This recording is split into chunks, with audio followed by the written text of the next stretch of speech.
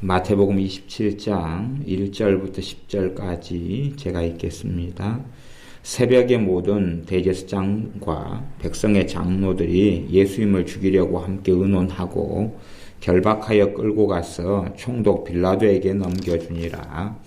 때에 예수님을 판 유다가 그의 정죄됨을 보고 스스로 뉘우쳐 그 은 30을 대제사장들과 장로들에게 도로 갖다 주며 가로되 내가 무죄한 피를 팔고 죄를 범하였도다 하니 저희가 가로되 그것이 우리에게 무슨 상관이 있느냐 너가 당하라 하거늘 유다가 은을 성소에 던져 넣고 물러가서 스스로 목매어 죽은지라. 대제사장들이 그 은을 거두며 가로되 이것은 핏값이라 성전고에 넣어둠이 옳지 않다 하고 의논한 후 이것으로 토기장이의 밭을 사서 나그네의 묘지를 삼았으니 그러므로 오늘날까지 그 밭을 피밭이라 일컫느니라. 이에 선지자 예레미야로 하신 말씀이 이루었나니 일렀으되 저희가 그 정가된 자 곧 이스라엘 자손 중에서 정가한 자의 가격 곧 은 30을 가지고 토기장이의 밭값으로 주었으니 이는 주께서 내게 명하신 바와 같으니라 하였더라. 아멘. 새벽에 대제사장들과 백성의 장로들이 예수님을 죽이려고 함께 의논하고 결박하여 끌고 가서 총독 빌라도에게 넘겨주었다고 말씀합니다. 대제사장들이나 혹은 산헤드린 공회라 할지라도 당시의 유대는 로마의 식민지였고 로마의 식민지였기 때문에 로마에서부터 파송된 총독이 다스리고 있었습니다. 그 총독의 이름은 본디오 빌라도였고 실제로 총독의 허락이 없이는 유대인들이 그 중에 어떤 이들을 범죄자라 할지라도 사형시킬 권한이 없었습니다. 그래서 본디오 빌라도의 허락하에서만 사형이 가능했기 때문에 결국은 최종 판결은 본디오 빌라도에게 끌고 가서 내려졌던 것입니다. 그렇기 때문에 우리가 사도신경에서 본디오 빌라도에게 고난을 받았다라고 그렇게 고백하는 것은 실제적으로는 유대인들, 대제사장들 또 장로들, 나아가 바리새인 서기관들 그 유대인들이 주님을 십자가에 못 박았으나 그리고 더 나아가서는 우리의 죄가 주님을 십자가에 못 박았으나 성경은 본디오 빌라도가 최종 권한을 가지고 있기 때문에 본디오 빌라도가 십자가에 주님을 못 박았다라고 이야기하는 것입니다. 결국 그들은 물러서지 않겠다 그러고 본디오 빌라도에게 주님을 죽이기로 결정하고 끌고 가는 것입니다. 그러면서 본디오 빌라도를 겁박하는 것이지요. 우리가 너가 말을 듣지 않으면 우리가 밀란을 일으킬 것처럼 그렇게 하겠다. 그런 위협을 본디오 빌라도는 받게 되는 것입니다. 장면이 바뀌어서 우리 주님께서 이 유대인들의 고위직인 대제사장들이나 혹은 장로들에게 정죄를 받는 것을 가룟 유다가 봅니다. 본 다음에 가룟 유다가 스스로 뉘우쳤다 그럽니다. 3절 중반에 스스로 뉘우쳐서 그 은 30을 대제사장들과 장로들에게 도로 갖다 주었다. 그래 최소한의 양심이 이에게 있었던 것 같습니다. 그 전에는 양심이 화인 맞았고 강팍하게 되어져 버렸는데 마지막에는 이제 그가 돌이켰던 부분은 있었던 것 같지요. 참 이것이 사람의 신비로운 면이지 않는가 싶습니다. 사울 왕 같은 경우도 하나님과 이제 완전히 결별되어 버렸는데 그가 나중에는 또 이 하나님을 찾게 되는 그런 부분도 나타나는 그러한 일들은 있었습니다. 가룟 유다가 가로되 4절에 내가 무죄한 피를 팔고 죄를 범하였도다. 무죄한 피를 팔았다. 그리고 죄를 범하였다. 그렇게 가룟 유다가 고백하면서 대제사장들과 장로들에게 돈을 다시 은 30을 주님을 판 값을 다시 갖다 줍니다. 그러나 이제 차는 떠나버리고 말았습니다. 기차는 떠나버렸고 타임은 지나버렸습니다. 그가 그렇게 해서 자신이 저질렀던 죄를 다시 돌이키려 했고 주님을 자신이 돈 은 30을 받고 팔았던 것을 물리려 했지만 그러나 이제는 부질없는 것이 되고 말았습니다. 군호를 짜서 주님께 입을 맞추면서 내가 입 맞추는 이가 나사렛 예수니까 그를 잡아라. 그렇게 짰던 사람.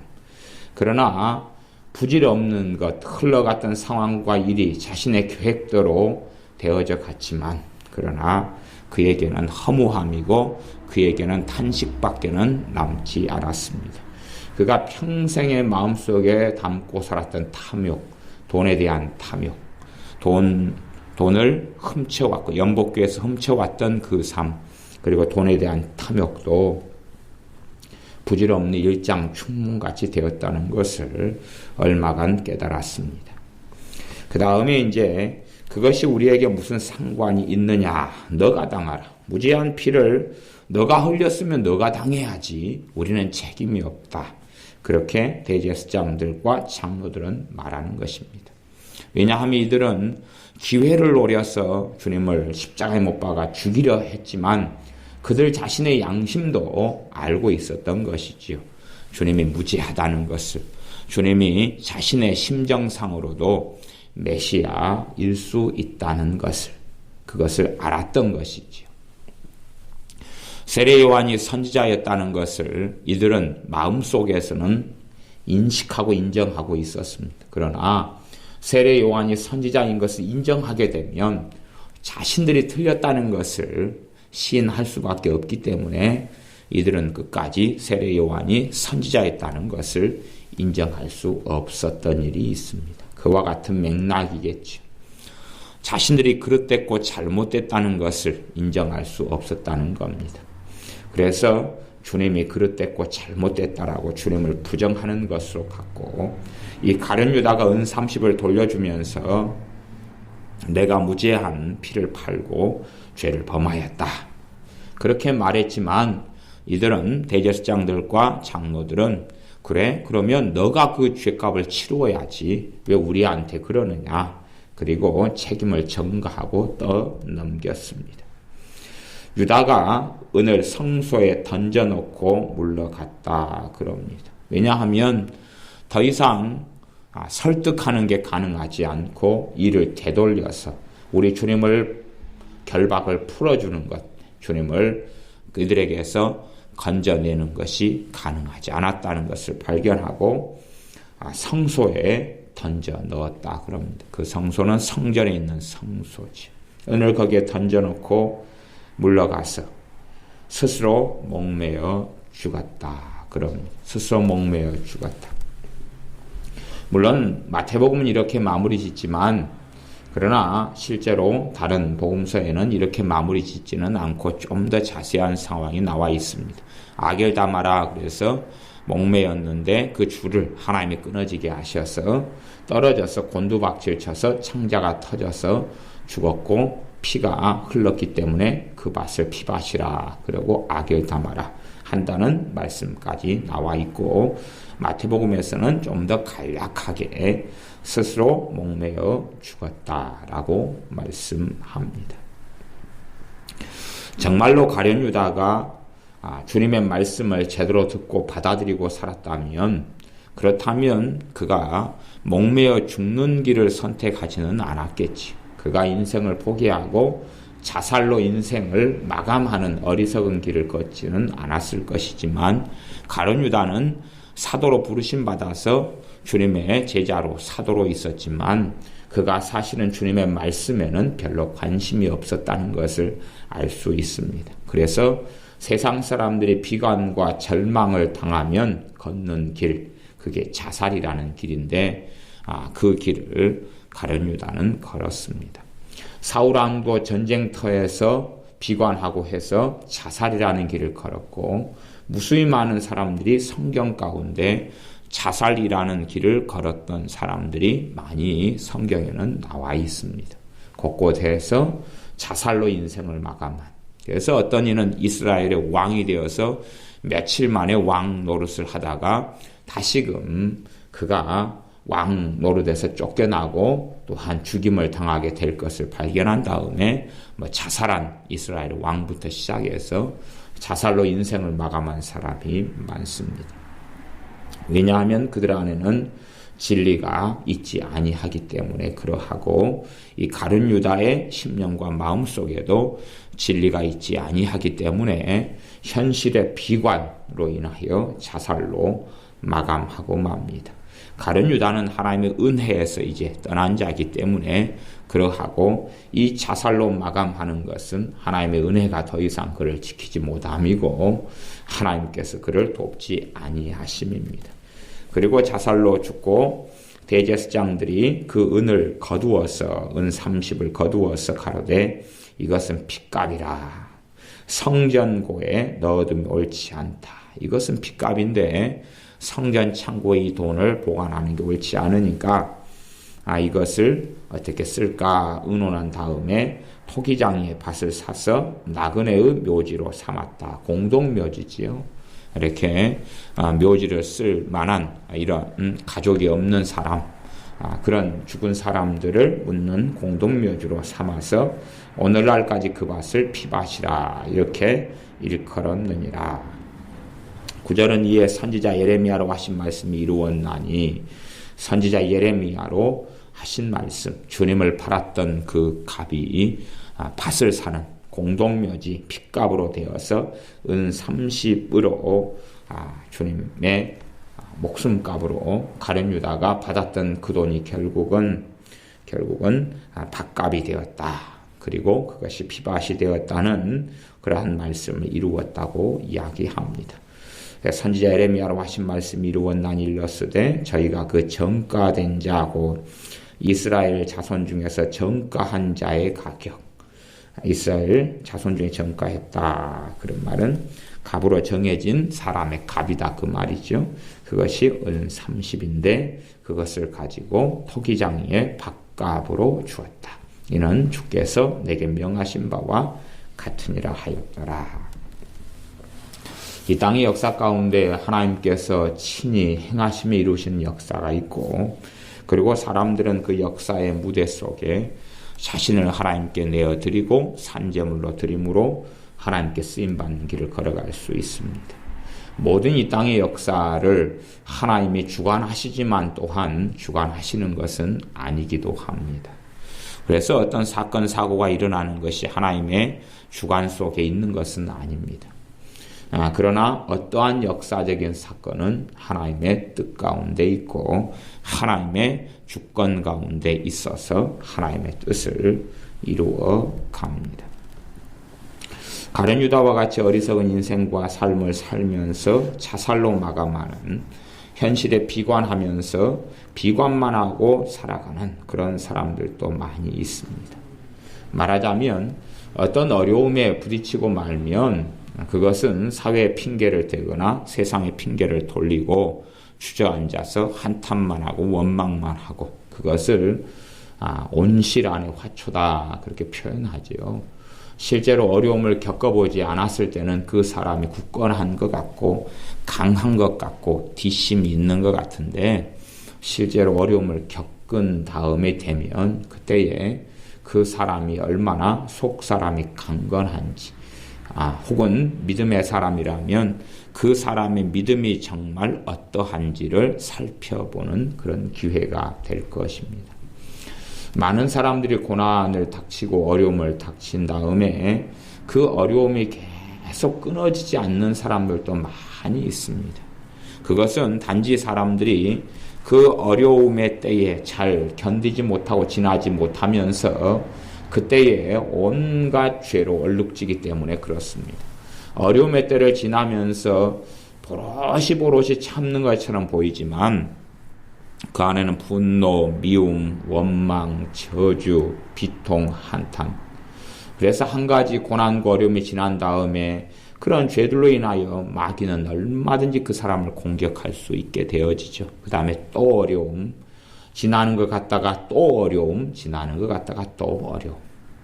그래서 그러한 어려움을 원수 마귀로부터 계속 당하는, 꼬리에 꼬리를 물고 당하면서 사람들은 말하기를 하나님 왜 나를 이렇게 힘들게 합니까? 그렇게 하는 경우도 아주 많이 있습니다. 그 다음에는 결국은 믿는 신자라 이렇게 주장하고 말하지만 자살로 인생을 마감하는 어리석은 사람들도 현재에 믿는다는 사람들 가운데도 아주 많습니다. 내가 고난을 당하였을 때에 그때가 내 진실한 중심, 내 마음의 심지가 견고함을 보여야 될 때이고 그때가 빛이 발하여야 할 때가 될 것입니다.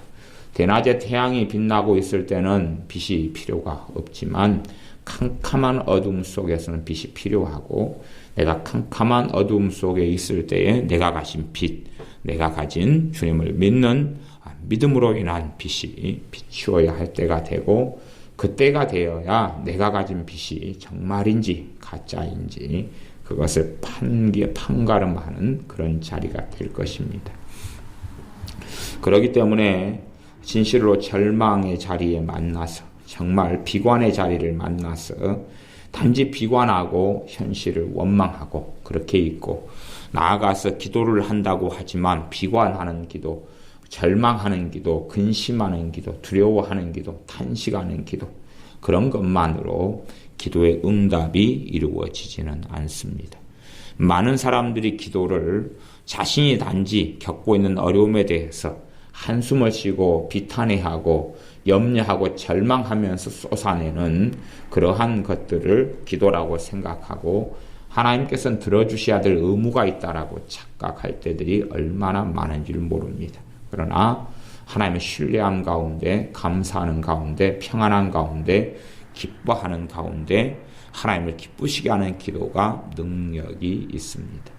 평안한 가운데 하나님을 신뢰하는 가운데 드리는 기도가 능력이 있지 슬퍼하는 가운데, 통곡하는 가운데, 좌절하는 가운데, 절망하는 가운데, 비통해하는 가운데, 낙심하는 가운데 드리는 기도는 사실은 아무런 힘도 아무런 능력도 없을 겁니다.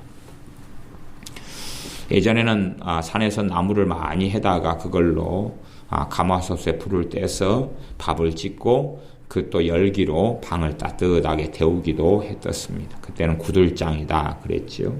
산에서 나무를 하기보다는 지푸라기들을 많이 모아가지고 지푸라기를 한 단씩 모아와도 그 지푸라기로는 밥을 할 수 없었습니다. 왜냐하면 지푸라기는 순식간에 불이 붙어서 그냥 꺼져버리는 것이 지푸라기이기 때문에 그렇습니다.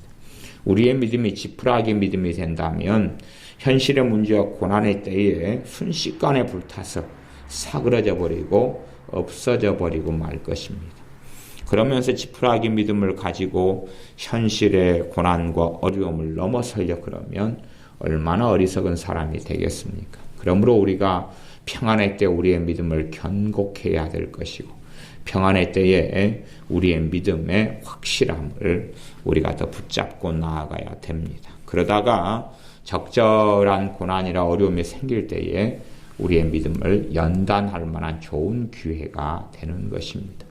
평안의 때 우리의 믿음을 연단하고 단련하고 강화시켜서 적절한 어려움을 만날 때 믿음이 역사하고 넘어서고 또 평안의 때를 보내다가 우리의 믿음이 역사하여 어려움의 때를 만나서 승리하고 넘어서고 그러나 어리석은 사람들은 자신이 단지 하나님의 이름만 부르고 예수님의 이름만 부르고 이 절망 속에 비통함 속에 기도만 좀 해도 하나님이 어떻게 알아서 다 하셔야 된다는 착각 속에 있습니다. 무슨 말이냐 그러면 하나님의 말씀에는 전혀 무관심하다 그런 이야기죠. 하나님의 뜻이나 계시하신 말씀에 대해서는 전혀 무관심하고 그냥 자기가 하나님을 믿으니까 하나님께 나와서 기도만 좀 해도 어떻게 돼야 된다고 생각한다 그 말입니다. 그리고 모든 책임을 하나님께 떠넘기는 것입니다. 그리고 그 문제가 해결되지 않으면 그 보잘것없는 믿음 자체도 흐물흐물해지거나 더 환경을 탓하거나 원망하거나 그리고 자신 대신 문제를 해결해 줄 사람들을 찾아서 떠나기까지 합니다. 정말로 주님 앞에 엎드리는 건 없다 그 말이죠. 아무리 절망적인 상황에서라도 그 사람이 진실로 주님 앞에 엎드리면 성경 기록되어 있기를 사람이 감당치 못할 시험 당할 즈음에는 피할 길을 내셔서 피하게 하신다 그렇게 말씀했습니다. 그러나 사람들은 진실로 하나님 보시기에 인정할 만하게 정말 큰 어려움을 만났을 때에 진실로 하나님 앞에 엎드리지는 않습니다. 그렇게 하지는 않고 사람의 조언을 구하고 애언을 찾아다니고 그리고 신비로운 방법으로 해결하려고 그러고 사람을 의탁하고 그럽니다. 자잘한 문제 속에는 그렇게 해서 가능성이 있을 것이지요. 자잘한 문제는 자잘하고 조그마한 문제는 시간만 지나도 해소되는 경향을 가집니다. 그러나 하나님이 아니고서는 안 되는 문제와 일도 인생 속에서는 만나게 되는 것이 우리의 인생입니다. 그때가 되면 하나님밖에는 답이 없는데 하나님 앞에서 진실로 엎드리고 하나님을 신뢰하는 사람에게 하나님은 그 능력을 행하시는 겁니다. 진실로 하나님께 엎드리는 사람에게 그 능력을 행하셔서 그를 구원하시는 것이고 피할 길을 내시는 것입니다. 많은 고난과 어려움을 믿는 사람이 닥치지만 그 사람들 가운데 진실로 하나님 앞에 엎드리는 사람들이 유감스럽게 적고 드물다는 것을 발견합니다. 그리고 하나님을 원망하거나 환경을 탓하고 돈을 탓하고 그렇게 살아갑니다. 이 대한민국이라는 환경은 아프리카 같은 혹은 동남아시아 같은 상황보다 얼마나 좋은 상황입니까? 그런 상황 속에서 하나님의 살아계심을 맛보고 누리지 못한다면 더 험담하고 가난하고 절망적인 환경을 가진 그러한 후진국들의 상황 속에서는 그가 믿는 자라 할지라도 무슨 하나님의 역사를 얼마나 보겠느냐 하는 것입니다. 그러므로 우리의 삶 속에서 하나님이 살아계시며 우리가 하나님에 대한 정말로 깊은 신뢰하는 믿음을 가지고 있다면 우리가 통과하지 못할 문제는 없고 우리가 그 주님 앞에 엎드려서 구할 때에 우리가 때로는 피할 길을 내시며 때로는 고난과 환난에서 승리하도록 주님이 도우신다는 것을 깨닫고 알아야 됩니다. 기도하겠습니다. 아버지 하나님, 가룟 유다가 주님을 배신하고 그 전부터 돈에 대한 탐심과 탐욕에 사로잡혀서 주님의 말씀에는 무관심하며 자신의 생각에 따라 인생을 뛰쳐가다가 마침내 주님을 은 30에 팔고 그리고 이에 대한 비통함으로 후회하지만 목매달아 죽는 것을 봅니다. 우리가 주님의 말씀에 무관심하고 주님의 말씀에 귀를 기울이지 않는 어리석은 사람들이 되지 않도록 도와주시고 우리의 감정에 휩쓸려서 절망이 오면 절망하고 근심이 오면 근심하고 탄식이 오면 탄심하고 낙심이 오면 낙심하고 우울한 마음이 들면 우울하고 염려가 들면 염려하는 어리석은 인생을 살지 않게 하시며 우리의 감정이나 환경에 따라 요동치며 흘러가는 인생이 아니라 진리의 사람으로 굳건히 서게 하여 주시옵소서. 평안의 때에 주님의 말씀에 귀를 기울이고 주님의 말씀을 마음속에 담아두어서 환난의 때에 닥칠 때에 말씀을 통한 믿음이 역사하고 힘을 드러내 믿음을 통한 하나님의 살아계심을 봄으로 때로는 절망적인 문제는 피해가고 견딜 승리하는 믿음의 역사가 나타나는 우리의 인생과 삶이 되게 하여 주시옵소서. 예수님의 이름으로 기도하옵나이다. 아멘.